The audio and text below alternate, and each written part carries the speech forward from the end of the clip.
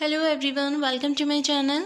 Here we do study from basics and move to the advanced level as well as we clear all the doubts. So today I am here with one more amazing chapter. So as you can see on your screen, chapter 4, materials, metals and non-metals of class 8th. Okay, so we were discussing this chapter and the first half of the chapter we have discussed, and today we'll discuss about the another half of the chapter. So as you know that in this chapter we have discussed all about this appearance, hardness of materials, and this activity we have done, physical properties we have discussed. We discussed all the physical properties of metal and non-metal. We discussed that what is the malleability, okay, the property of the metal which they can be beaten into the thin sheets is called malleability. Then we have discussed about the conductor and the insulator. Then we discussed about the ductility.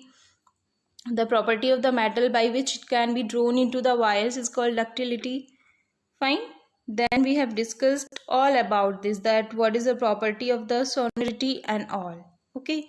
So today we are going to discuss about the chemical properties of metal and non-metal. One by one we'll discuss about what are the chemical properties of a metal and a non-metal.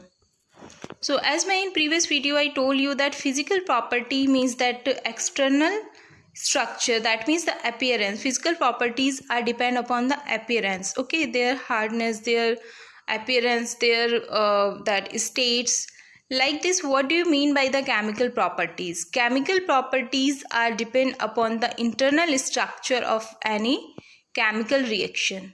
So when the internally change takes place in a chemical reaction, okay, that is depend upon the chemical properties. So here we are going to discuss about the chemical properties of the metal as well as non-metals. So yes, here we go.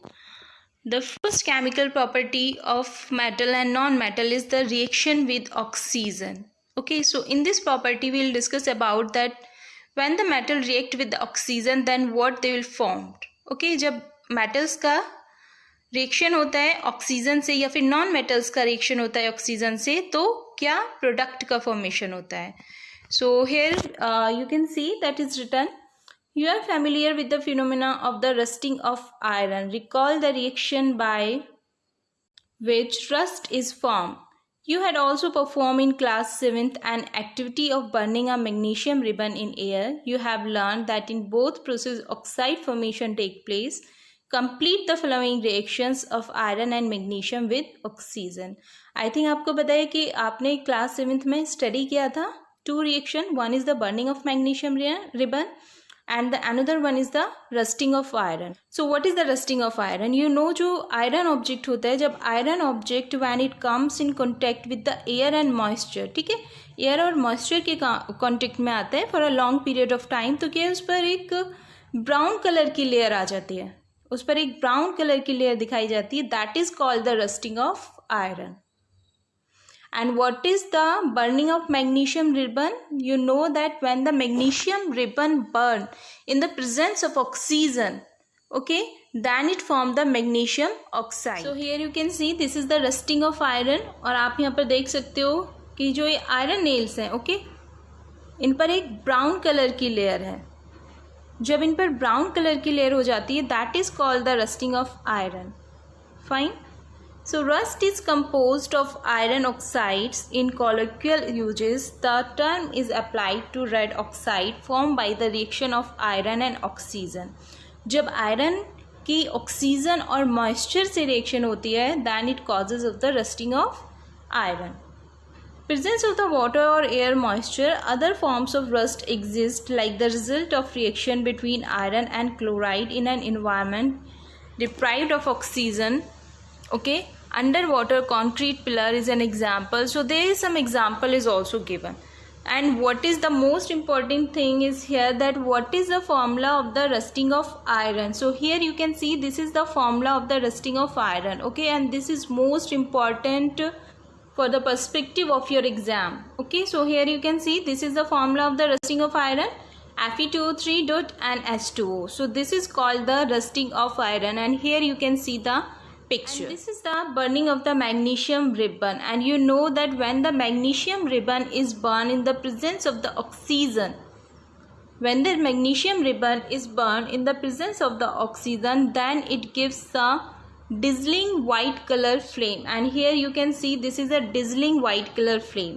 ठीक है, जब भी magnesium ribbon को oxygen के presence में burn करते हैं तो उसमें से एक डिजलिंग एंड वाइट कलर की फ्लेम्स निकलती है, that is called the magnesium oxide. So this is the reaction of the magnesium oxide. When the magnesium is burn in the presence of the oxygen then it form the magnesium oxide. Okay, and this is the balanced equation. Twice Mg plus O2 gives us twice MgO. I think you must know that these are the symbol. The magnesium का symbol क्या होता है? magnesium का symbol Mg, oxygen O2, and the magnesium oxide MgO. So now I think here you know that what would be the reaction. आपको यहाँ पर पता है क्या रिएक्शन आएगा? Fe2O3.XH2O and यहाँ पर twice MgO. This is the complete reaction. अब आगे देखते हैं इसमें activity 4.3. Okay, what is written in the activity 4.3? Yes, let us check the nature of the rust form as a result of the reaction between iron, oxygen and water. We are going to do the some experiment on this rust, जो कि rust iron में जो rust लगता है. Okay, collect a spoonful of rust and dissolve it in a very little amount of water. You will find that the rust remains suspended in water. आपको क्या करना है, थोड़ा सा अमाउंट जो है रस्ट का वो कलेक्ट करना है. कलेक्ट करने के बाद उसको you have to dissolve in the water. Here you can C.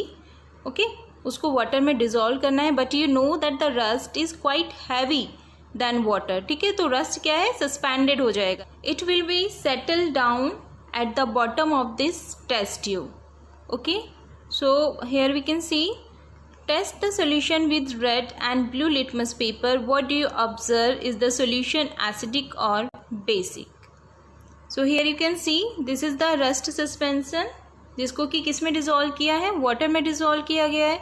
Water में डिजोल्व करने के बाद अब हमें क्या करना है, we are going to do the litmus paper test. Okay, do you know that what is the litmus? See, there are two types of litmus paper. One is the blue litmus paper and another is the red litmus paper. Okay, so litmus paper किस लिए use किया जाता है? We use the litmus paper to identify that the solution is either acidic or basic. ठीक है, तो इस purpose के लिए हम क्या यूज़ करते हैं, litmus paper का यूज़ करते हैं. So here you can see, अगर solution acidic है, okay, if the solution is acidic then the litmus paper, which litmus paper, the blue litmus paper will be changed into the red. ठीक है, again I just repeat, अगर solution acidic है तो जो blue litmus paper होगा, here you can see this is a blue litmus paper, तो blue litmus paper जो है किस में change हो जाएगा, it will be changed into the red litmus paper. okay, लेकिन अगर solution बेसिक है, if the solution is basic in nature, if the solution is basic in nature, तो जो रेड लिटमस पेपर होता है, here you can see this is the red litmus paper. तो red litmus paper किस में change हो जाता है, the red litmus paper turns into blue. Okay, so this is the most important fact. आगे जितनी भी activity present होएंगी, we are just going to the talk about on this phenomena. Okay, तो you have to keep this in your mind. ठीक है, ये red litmus paper अगर blue में change हो रहा है तो सॉल्यूशन है बेसिक, और अगर blue litmus paper is just turn into the red तो सॉल्यूशन कौन सा हो जाएगा, acidic solution. One more thing I want to show you, this is the pH paper. I think you must know what is the pH paper. PH paper एक ऐसा paper होता है जिसके थ्रू हमें पता चलता है कि जो सॉल्यूशन है एसिडिक है, न्यूट्रल है या अल्कलाइन सॉल्यूशन है. ठीक है, यह एक स्केल है. Here you can see this is a scale, और इस स्केल का जो रेंज है 0 से लेकर 14, this is the range of this scale. ठीक है, अब इसमें हम कैसे पता करते हैं कि कोई भी जो सोल्यूशन है हमारा वो एसिडिक है, न्यूट्रल है या अल्कलाइन सॉल्यूशन है. Alkaline solution means like you can say base. ठीक है, but there is a difference between the base and the alkaline. Alkaline solutions वो सॉल्यूशन होते हैं, वो सभी बेस जो कि वाटर में डिजोल्व हो सकते हैं. ठीक है, वो सभी बेस जो कि वाटर में डिजोल्व हो सकते हैं उनको हम क्या बोलते हैं, हाँ, उनको हम बोलते हैं अल्कलाइन. ओके, तो अगर pH 0 से लेकर 6 तक है, हियर यू कैन सी 0 से लेकर 6, then the solution acidic. Okay, और अगर pH हमारा 8 से लेकर 14 है तो सोल्यूशन कैसे होगा, alkaline, means in another word you can से बेसिक सॉल्यूशन, ठीक है।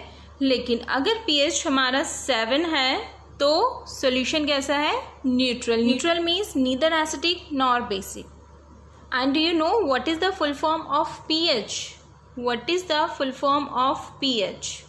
pH की फुल फॉर्म क्या होती है, ये आपको मुझे आंसर देना है कमेंट सेक्शन में, okay. I will wait for your answer. Here you can see that the red litmus paper is change into the blue, ठीक है। रेड लिटमस पेपर, ये रेड लिटमस पेपर है, red litmus paper is change into the blue and just I told you जब red litmus paper blue में change हो जाता है that means the solution is basic, okay, then the solution is basic. So here what we know, we just get to know about it. जितना भी metals होती हैं, metals when react with the oxygen then they form the metal oxide. किसका formation करते हैं, वो metal oxide का formation करते हैं। और जितने भी मेटल ऑक्साइड्स होते हैं, okay, when we dissolve this metal oxide into the water, यहाँ हमने वाटर में डिजोल्व किया है। So when we dissolve this metal oxide into the water then what we obtain the solution which is basic in nature, okay. तो metal oxide का जो solution होता है it always basic in nature, उसका nature कैसा होता है, basic nature का होता है। कि जितने भी हमारे मेटल ऑक्साइड्स हैं वो सभी किस में होते हैं, these all are basic in nature. Does copper also get rusted? I have seen a greenish deposit on the surface of copper vessels. When a copper vessel is exposed to moist air for long, it acquires a dull green coating. The green material is a mixture of the copper hydroxide and copper carbonate. Copper hydroxide and copper carbonate.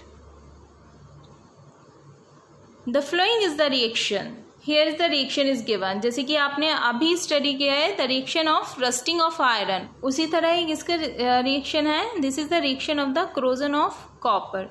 जब iron का डिट्यूरेशन होता है, डिट्यूरेशन means जब iron पर एक brown layer हो जाता है, ठीक है, जब आयरन पर एक ब्राउन लेयर चढ़ जाती है तो हम उसको बोलते हैं रस्टिंग ऑफ आयरन। लेकिन in the case of the other metals, जितनी भी अदर मेटल्स हैं, like if you are just taking the example of copper, ठीक है, अगर कॉपर के केस में अगर कोई मतलब डिट्यूरेशन होता है उसका मेटल सरफेस का, जो मेटल का सरफेस है वो खराब हो जाता है, तो उसको हम क्या बोलते हैं, उसको बोलते हैं corrosion. That is not called the rusting, ठीक है। रस्टिंग हम सिर्फ आयरन के केस में बोलते हैं, लेकिन in the case of the other metal what we call it so here you can see the example, this is the corrosion of copper. It is made up of copper, लेकिन When it come in contact with the water and the moisture, तो उस पर क्या है, green colour का layer हो जाता है, ठीक है। और ये ग्रीन कलर का जो लेयर होता है इसी को हम क्या बोलते हैं, इसी को बोलते हैं corrosion of copper. And just we have seen the green colour coating of the copper metal. वो ग्रीन कलर की जो कोटिंग है, ठीक है, जो लेयर है कॉपर मेटल पर, वो किसकी बनी हुई होती है, वो बना होता है COH का whole twice, that is copper hydroxide and copper carbonate, ठीक है। This is the symbol of the copper, this is the symbol of the hydroxide, carbonate, these all are the reaction and you must have to learn these reaction, okay, because these reaction would be very helpful for your next class. So now we can give the answer of the question. Does copper also get rusted? That yes, we have seen just, I have seen a greenish deposit layer, जो greenish deposit layer होती है copper पर, that is called the corrosion of copper.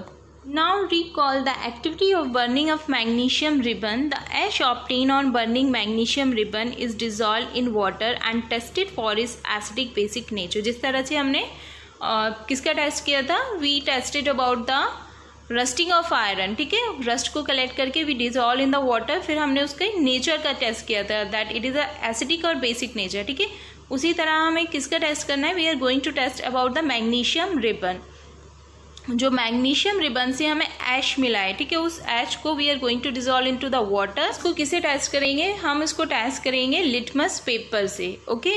और अगर blue litmus paper change हो जाता है red में तो सोल्यूशन एसिडिक है, रेड लिटमस पेपर चेंज हो जाता है ब्लू में, that mean the solution is basic, okay. But you no कि जितने भी मेटल ऑक्साइड्स होते हैं, क्योंकि मैग्नीशियम जब मैग्नीशियम रिबन जब बर्न होता है in the presence of oxygen then it form the magnesium oxide, just I told you. Okay, तो ये भी क्या है, ये मैग्नीशियम ऑक्साइड है, मीन्स ये मेटल ऑक्साइड है। And we know that all the metal oxides are basic in nature, तो ये भी क्या होगा, ये भी बेसिक नेचर में होगा। So this is all about the metals. Now we'll see in the case of the non-metals. Let us now observe the reaction of the non-metals with oxygen. अब non-metals के केस में देखते हैं, sulfur, carbon, these all are the non-metals. ठीक है, so to be demonstrated by the teacher in the class, yes, take a small amount of the powder sulfur in a deflagrating spoon. If deflagrating spoon is not available, you may take a metallic cap of any bottle and wrap a metallic wire around it and give it in the shape. ठीक है, इस तरह से आप इसको shape भी दे सकते हैं। You can see here. As soon as sulfur start burning, introduce the spoon into a gas jar, glass tumbler. Cover the tumbler with a lid to ensure that the gas produced does not escape. Remove the spoon after some time. Add a small quantity of water into the tumbler and quickly replace the lid. Shake the tumbler well. Check the solution with red and blue litmus paper. ठीक है, जो आपने sulphur इसमें burn किया है, ठीक है, जब सल्फर बर्न होगा डेफिनेटली सल्फर बर्न होगा in the presence of the oxygen, and oxygen की प्रेजेंस में जब सल्फर बर्न होता है then it form the sulphur oxide SO2। ठीक है, SO2 का फॉर्मेशन होता है। तो उसको आपको क्या करना है, उसको टाइटली एक गैस जार की लिड को टाइटली पैक करना है आपको, जिससे कि जो गैसेस उसमें प्रेजेंट हैं, gases do not escape out from there. Okay, and उसके बाद आपको स्मॉल क्वांटिटी का वाटर उसमें डिप करना है। ठीक है, जब आप स्मॉल क्वांटिटी वाटर उसमें करोगे, you have to shake it well. Okay, then आपको क्या करना है, उसका सोल्यूशन बन जाएगा and we will get the solution. जो सोल्यूशन हमें मिलेगा उससे क्या करेंगे, again we are just going to check that it is acidic और बेसिक सोल्यूशन। ठीक है, जो सोल्यूशन है वो एसिडिक है और या बेसिक है, और उसका एसिडिक है या बेसिक है, how we can observe it, how can we test it? We can test it by the help of the litmus paper, and here you can see one is the red and another is the blue litmus paper. Okay, और आप यहाँ पर देख सकते हो जो red litmus paper है उस पर कोई भी इफेक्ट नहीं हुआ है, लेकिन जो ब्लू लिटमस पेपर है, ब्लू लिटमस पेपर किस में चेंज हो गया, the blue litmus paper is change into the red one. ठीक है, एंड आई टोल्ड यू जब ब्लू लिटमस पेपर रेड में चेंज होता है that means the solution is acidic. Non metal oxides होते हैं, क्योंकि जब नॉन मेटल रिएक्ट करता है ऑक्सीजन से तो क्या फॉर्मेशन करेगा, नॉन मेटल ऑक्साइड। जैसे कि मेटल ने रिएक्ट किया ऑक्सीजन से then it form the metal oxide. Okay, so like this, जब नॉन मेटल रिएक्ट करेगा ऑक्सीजन से then it form the non metallic oxide. तो जो नॉन मेटेलिक ऑक्साइड होते हैं when we test it with the help of the litmus paper, then what we found that जो भी जितने भी नॉन मेटेलिक ऑक्साइड्स होते हैं वो सभी किस नेचर में होते हैं, एसिडिक नेचर में होते हैं। ठीक है, एंड हाउ कैन वी से कि एसिडिक नेचर में होते हैं, क्योंकि वो किसको चेंज कर देते हैं, वो चेंज कर देते हैं ब्लू लिटमस पेपर को रेड लिटमस पेपर में। Okay, so this is a observation. यहाँ पर आपको एक टेबल दिया गया है, metals and non metals in acid and base. Calcium hydroxide में कैल्शियम प्रेजेंट होता है, सल्फ्यूरिक एसिड में सल्फर प्रेजेंट होता है, मैग्नीशियम हाइड्रोक्साइड में मैग्नीशियम प्रेजेंट होगा, और एल्युमिनियम हाइड्रोक्साइड में एल्युमिनियम प्रेजेंट होगा। अगर हम एसिड की बात करते हैं तो नाइट्रिक एसिड HNO3 में नाइट्रोजन प्रेजेंट होता है, HCl हाइड्रोक्लोरिक एसिड में क्लोरीन प्रेजेंट होता है। Okay, so like this lot of example you can give and you can fill this table. Okay, so after this the name of the product formed in the reaction of the sulfur and oxygen is sulfur dioxide। ठीक है, यहाँ पर पूरा explanation दिया है। जब हम react करते हैं किसको, सल्फर को ऑक्सीजन से, पहले हम रिएक्ट करते हैं सल्फर को ऑक्सीजन से, then what we get the sulphur dioxide. अब इस सल्फर डाइऑक्साइड को हमें सोल्यूशन बनाना है, and how will make the solution, जब हम इसको वाटर में डिप करेंगे। ठीक है, जब हम इसको वाटर में डिजोल्व करते हैं then it form the sulfurous acid. It is not a sulfuric acid. Okay, please pay your attention. It is not a sulfuric acid, it is a sulfurous acid. Okay, and what is the formula of the sulfurous acid? The formula of the sulfurous acid is the H2SO4, and the formula of the sulfuric acid is H2SO4. This is the difference of the sulfurous acid and sulfuric acid. जो sulphuric acid है उसमें SO4 and the sulphurous acid में H2SO3, ठीक है। अब ये जो sulphurous acid हमें ऑब्टेन हुआ है इसको हम टेस्ट करेंगे with the help of the litmus paper, ठीक है।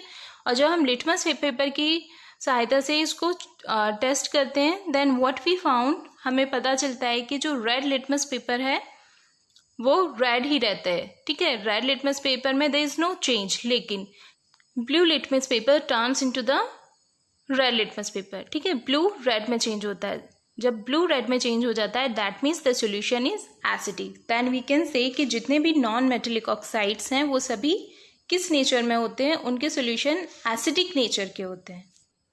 Now here the second reaction with water. अब तक हमने जो फर्स्ट केमिकल प्रॉपर्टी थी वो फर्स्ट केमिकल प्रॉपर्टी हमने स्टडी किया था, दैट रिएक्शन विद ऑक्सीजन, ठीक है, in case of the metals and in case of the non-metal.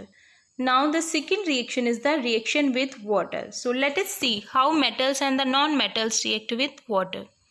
Sodium metal is very reactive. It reacts vigorously with oxygen and water and a lot of heat is generated in the reaction. It is therefore stored in kerosene. In my previous video one more thing I told you कि जो sodium metal होता है it is a exception cases, ठीक है। we know that most of the metals are solid in state, लेकिन जो sodium and potassium metal है ये सॉफ्ट होता है, ठीक है। ये इतना सॉफ्ट होता है that even we can cut with the knife, with the help of the knife we can easily cut these type of the metals, ठीक है। नाउ सोडियम मेटल जो है बहुत रिएक्टिव भी होता है because when it just do reaction with the oxygen and the water, तो क्या है ये बर्न करने लगता है।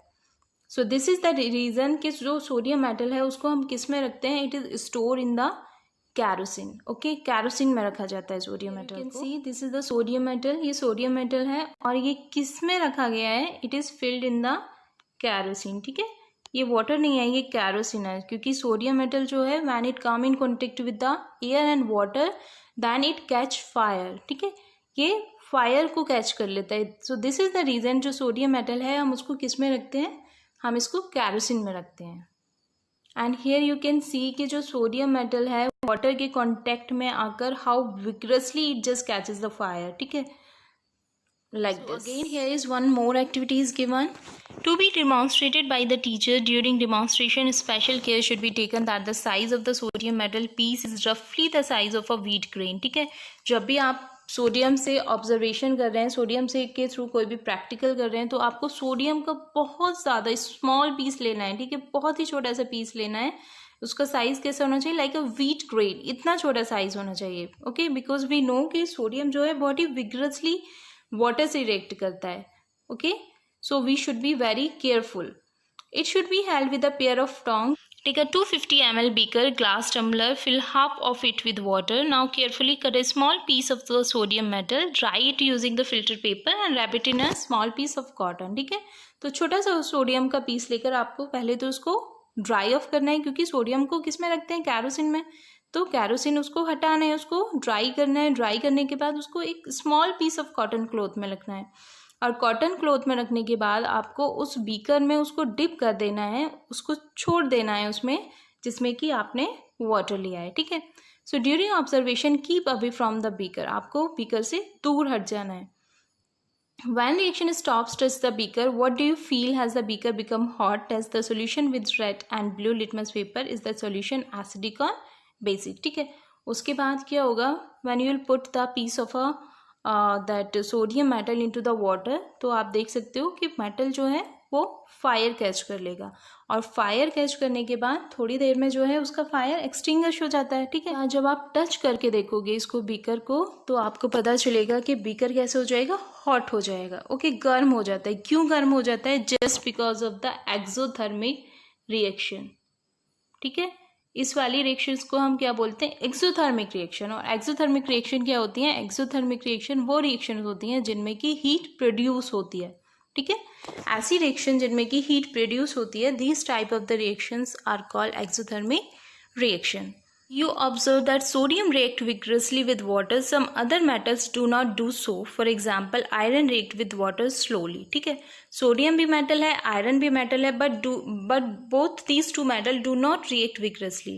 Okay, क्योंकि सोडियम तो आपने देखा कि when we putting into the water then suddenly it catches the fire. Okay, लेकिन जो आयरन मेटल है, iron when it come in contact with the moisture and the water, तो वो इतनी जल्दी जो है आयरन पर रस्टिंग नहीं होता है। ठीक है, आयरन पर रस्टिंग होने के लिए it's a very slow process. काफ़ी टाइम तक जब आयरन जब कांटेक्ट में आता है वाटर एंड मॉइस्चर के, तो काफ़ी टाइम बाद उसमें रस्टिंग होना स्टार्ट हो जाता है। So that means that all the metals have quite different nature. Okay, generally non-metals do not react with water, though they may be very reactive in air. Such non-metals are stored in water. For example, phosphorus is a very reactive non-metal. It catches the fire if exposed to air. To prevent the contact of the phosphorus with atmospheric oxygen, it is stored in water. जैसे कि आपको पता है कि जो sodium है, sodium is a metal, और sodium को हम किसमें स्टोर करते हैं? We are storing the sodium in a kerosene. Okay, इसी तरह if you are talking about the non metal में जो phosphorus is very reactive. phosphorus is a very reactive non-metal and it is also catches the fire when it exposed to the air। इसलिए जो phosphorus है उसको हम किस में रखते हैं? It is stored in water।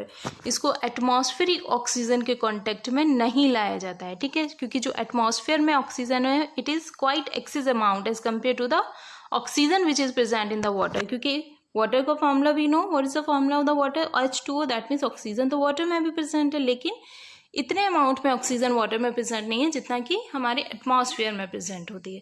So this is the reason जो फॉस्फोरस है उसको where we store it in water. Okay, and the another most important point, जो नॉन मेटल्स होते हैं they do not react with the water. Non metals water से react नहीं करते हैं। जो भी मेटल्स जो होते हैं जब वो वाटर से रिएक्ट करते हैं, ठीक है, तो some of the metals just react with the cold water, some metals react with the hot water and some of the metal which react with the steam। So here you can see कि जो potassium and the sodium है, ठीक है, ये cold water से react करते हैं और रिएक्ट करने के बाद जो फॉर्मेशन करते हैं प्रोडक्ट का, that is KOH and NaOH and H2। ठीक है, H2 is the hydrogen gas. So potassium hydroxide and sodium hydroxide. इसी तरह से when the calcium is react with the water, तो कैल्शियम किससे रिएक्ट करता है? It is also react with the cold water and it form the calcium hydroxide. Magnesium it is react with the hot water. ठीक है, जो magnesium है वो cold water से रिएक्ट नहीं करता, magnesium react with the hot water and form the magnesium hydroxide. इसी तरह से एल्यूमिनियम है, स्टीम से रिएक्ट करता है। Steam you know water vapours, ठीक है, सो स्टीम से रिएक्ट करता है and it gives the Al2O3 aluminium oxide. Okay, इसी तरह आयरन स्टीम से रिएक्ट करता है Fe3O4, जिंक स्टीम से रिएक्ट करता है ZnO। फाइन, लेकिन जो lead, silver, gold and copper है दीज डू नॉट रिएक्ट। ठीक है, इनमें रिएक्शन नहीं होता है, ये बहुत ही लेस रिएक्टिव मेटल है। फाइन, ये लेस रिएक्टिव मेटल है और लेस रिएक्टिव होने की वजह से they do not react with the water. After this the third chemical reaction is the reaction with acids. Okay, so let us see how metals and the non-metals behave with acids. There is one warning is given that keep the mouth of the test tube away from your face. Use test tube holder to hold the test tube. Okay, जब भी हम laboratory में काम कर रहे हैं then we must follow all these precautions. Okay, take a sample of the metals and non-metal listed in the table 4.5, जो भी 4.5 में दिए गए हैं non-metals। ठीक है, आगे देखते हैं इसमें। Test tube and label them A, B, C, D, E and F with the help of a dropper. Add 5 ml of dilute hydrochloric acid। ठीक है, आपको 5 टेस्ट ट्यूब लेना है, उनको लेबल करना है A, B, C, D, E, F, और उसमें सभी टेस्ट ट्यूब में आपको क्या ड्रॉपर की हेल्प के क्या लेना है? 5 ml dilute hydrochloric acid। Observe the reaction carefully. If no reaction occurs in a cold solution, warm the test tube gently. Bring a burning matchstick near the mouth of each test tube. Repeat the same activity using the dilute sulfuric acid instead of the dilute hydrochloric acid। ठीक है, just I told you कि कुछ जो metals होती हैं या फिर non metals होते हैं वो किससे रिएक्शन करते हैं? They do react with the cold water and some time hot water. ठीक है, तो कभी तो ये कोल्ड वाटर से रिएक्ट करते हैं और सम टाइम हॉट वाटर से रिएक्ट करते हैं। अगर कोल्ड से रिएक्शन नहीं हो रही है तो क्या करते हैं हम उसको थोड़ा सा गर्म करके, ठीक है, slightly we just warm it, और उसके बाद देखते हैं तो उसमें रिएक्शन स्टार्ट हो जाता है। ठीक है, some time we are using the HCl, ठीक है, and sometime we use the H2SO4 क्योंकि H2SO4 sulphuric acid and HCl is the hydrochloric acid. तो जो सल्फ्यूरिक एसिड होता है it is more strong than the hydrochloric acid. Sulphuric acid hydrochloric acid से बहुत ज़्यादा स्ट्रांग होता है, दैट इज़ द रीज़न जो सल्फ्यूरिक एसिड है, ठीक है, जो सल्फ्यूरिक एसिड है H2SO4 it is known as a king of acids, ठीक है, इसीलिए इसको किंग ऑफ एसिड बोलते हैं because it is strongest acid is compared to the another acid like hydrochloric acid and the nitric acid। क्योंकि कुछ reactions ऐसी होती हैं जो कि हाइड्रोक्लोरिक एसिड से ही रिएक्ट कर जाती हैं, ठीक है, लेकिन कुछ रिएक्शंस ऐसी होती हैं जो लेस रिएक्टिव होती हैं और उनको रिएक्शन के लिए स्ट्रॉन्ग एसिड की नीड होती है, ठीक है। तो किससे रिएक्ट करते हैं, वो स्ट्रॉन्ग एसिड से रिएक्ट करते हैं। Is there a difference in the way metals and non-metals react with acid? What could the pop sound in some cases be due to when a burning matchstick is brought near the mouth of the test tube? You must have found that non-metals generally do not react with acid, but metals react with acids and produce hydrogen gas that burns with a pop sound. Okay, so what is written here again and again? Pop sound, pop sound. ठीक है, यहाँ पर pop sound जो दिया गया है, what does it mean? Just you have read from here कि जब ये सारी रिएक्शन हो जाती है we are putting the that hydrochloric acid sulphuric acid we are just giving the slightly heat to the test tube, ठीक है। उसके बाद क्या है, bring a burning matchstick near the mouth of the each test tube, ठीक है। जो test tube का माउथ है उसके क्लोज क्या लेके आते हैं हम, बर्निंग मैचस्टिक, ओके। और जैसे ही बर्निंग मैचस्टिक लेके आते हैं तो जिस भी टेस्ट ट्यूब से पॉपअप की साउंड निकलती है, ठीक है। पॉपअप की साउंड क्यों निकलती है, क्योंकि अगर रिएक्शन हो रहा है, if the reaction is going there in the test tube then it will produce the hydrogen gas. और हाइड्रोजन गैस जब भी किसके कांटेक्ट में आती है, hydrogen gas when in contact with the fire then it gives the popup sound, ठीक है। तो जिस भी टेस्ट ट्यूब में रिएक्शन होगा उसमें से हाइड्रोजन गैस इवॉल्व होगी और जब भी हम बर्निंग जो मैचस्टिक है उसको लेके आएंगे तो burning matchstick when it come in contact with the hydrogen gas तो वो क्या एक साउंड प्रोड्यूस करेगा, that sound is called the popup sound, ठीक है। जिससे कि हमें पता चल जाएगा कि विच acid metal and non metals just giving the reactions and in which that metals and the non-metals there is no reaction take place. So here you can see magnesium react करेगा, aluminium will also react, iron भी react करेगा, okay. Copper में reaction नहीं होगा hydrochloric acid में, charcoal में भी reaction नहीं होगा, सल्फर में भी रिएक्शन नहीं होगा, ठीक है। सो ये सब रिएक्ट करेंगे एंड ये सब रिएक्ट नहीं करेंगे। Here is written also copper does not react with the dilute hydrochloric acid even on heating but it reacts with the sulfuric acid, ठीक है। जो कॉपर है वो डाइल्यूट हाइड्रोक्लोरिक एसिड से रिएक्शन नहीं करता है लेकिन कॉपर सल्फ्यूरिक एसिड से रिएक्शन करता है क्योंकि sulphuric acid is a strongest acid as compare to the hydrochloric acid, ठीक है। कुछ मेटल्स एंड नॉन मेटल्स होते हैं जो कि कोल्ड मीन्स नॉर्मल एसिड से रिएक्ट करते हैं, कुछ थोड़ा सा वार्म करने पर रिएक्ट करते हैं, ठीक है। कुछ सल्फ्यूरिक एसिड से रिएक्ट करते हैं, कुछ हाइड्रोक्लोरिक से रिएक्ट करते हैं। So it depend upon the nature of the metals and non metals. So जैसे कि आपको पता है कि हेयर लाइक मैग्नीशियम है, एल्यूमिनियम है, आयरन है, these react with the dilute acids, okay, and these produce the hydrogen gas and burn with the popup sound. लेकिन जो लेस रिएक्टिव मेटल होती हैं like copper, silver, gold, these type of the metals do not react with the acid as well as जो non metals हैं, okay. Non-metals also these do not react with the dilute acids. So this is all about today and remaining the chemical reaction we'll discuss in my next video. Hey guys, if you really like my videos then please do like, subscribe and share my channel with your friends. मिलते हैं next video में, तब तक के लिए bye bye and thanks for watching.